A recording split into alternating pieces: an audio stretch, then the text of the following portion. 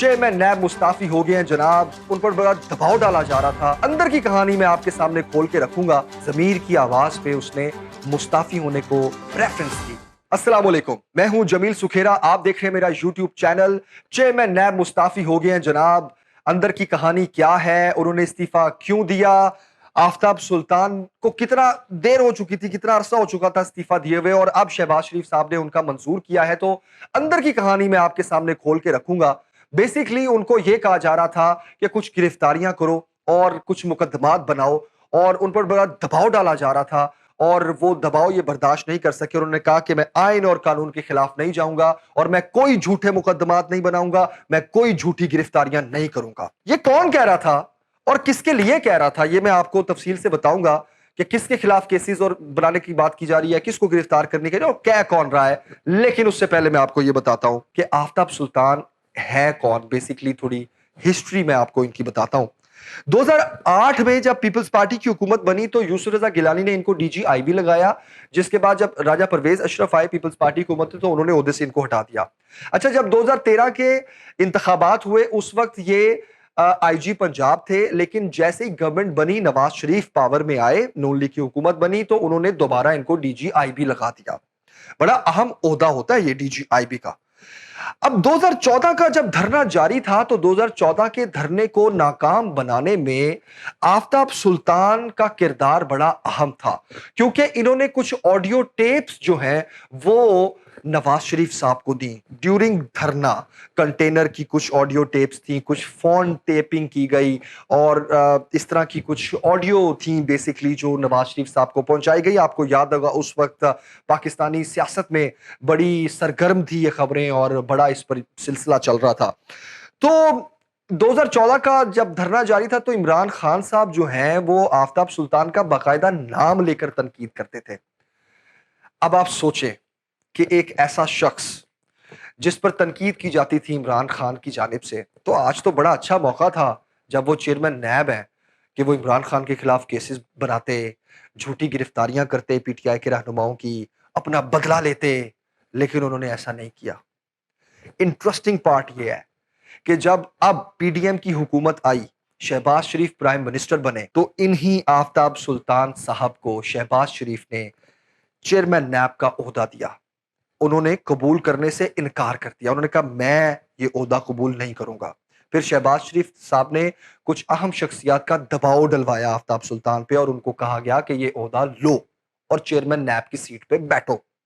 जुलाई 2022 में आफ्ताब सुल्तान चेयरमैन नैब बने और आज फरवरी 2023 में महज 7 महीने की सर्विसेज के बाद चेयरमैन नैब के ओहदे से उन्होंने इस्तीफा दे दिया।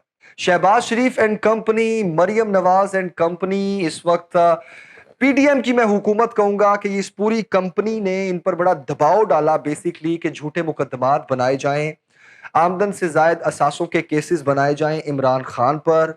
फरा गोगी का जो मामला था, जो केसेस ऑल्दो के अब खत्म भी हो चुके हैं, लेकिन उसमें पीटीआई के कुछ सीनियर रहनुमाओं को उलझाया जाए और झूठे मुकदमात बना के गिरफ्तारियां भी की जाए। क्यों की जाए? बेसिकली इस वक्त जो पीडीएम की हुकूमत जैसी बनी तो आपने देखा होगा कि इनका जो फोकस है वो मुल्क चलाने पे नहीं है, वो मईशत संभालने पे नहीं है। इनका फोकस सिर्फ इस चीज पे है कि हम किसी तरह अपने केसेस खत्म करवा लें।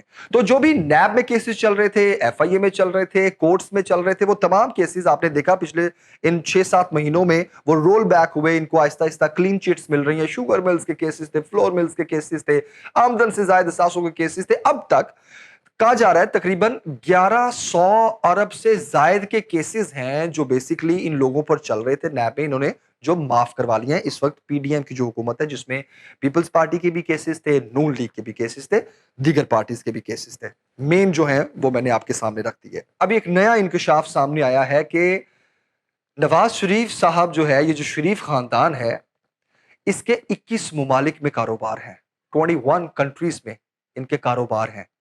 वो जो पानामा लीक्स थे ना, वो कहानी बड़ी छोटी है।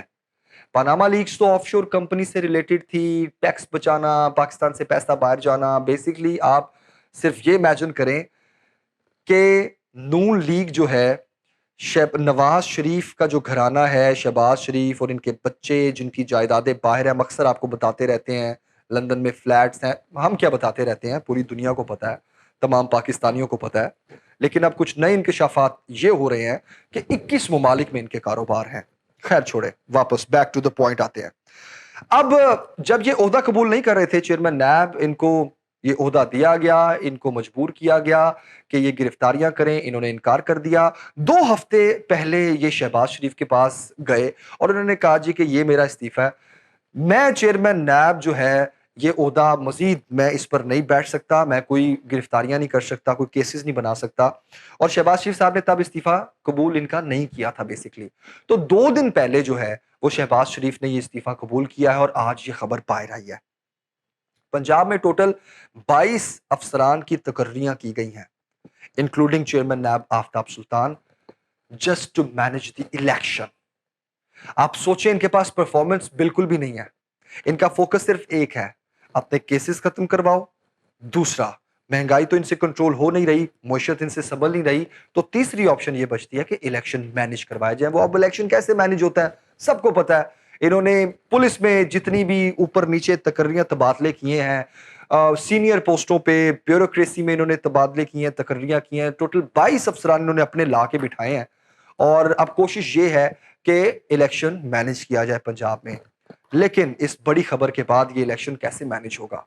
ایک ایسا آفیسر جو اس وقت عمران خان سے بدلے بھی لے سکتا تھا, پی ٹی آئی کے سینئر رہنماؤں کے خلاف گرفتاریاں, مقدمات اور یہ سارا سلسلہ بھی کر سکتا تھا, لیکن اپنی ضمیر کی آواز پہ اس نے مستعفی ہونے کو پریفرنس دی.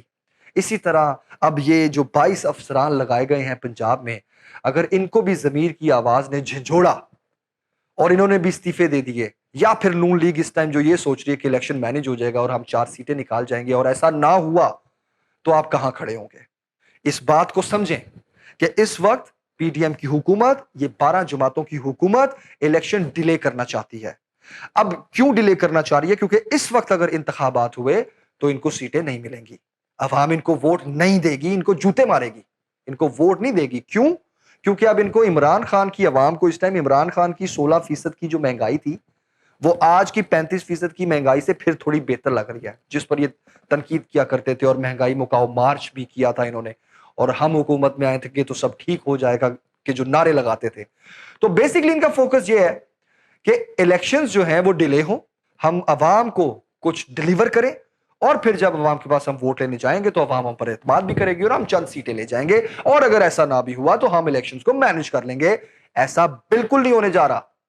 ابھی تو پھر شاید آپ کو 4 سیٹیں مل جائیں اگر انتخابات ہو گئے, لیکن آپ جتنا ٹائم گزاریں گے آپ اتنے ہی ویک ہوتے جائیں گے اور اتنا ہی عمران خان سٹرونگ ہوتا جائے گا.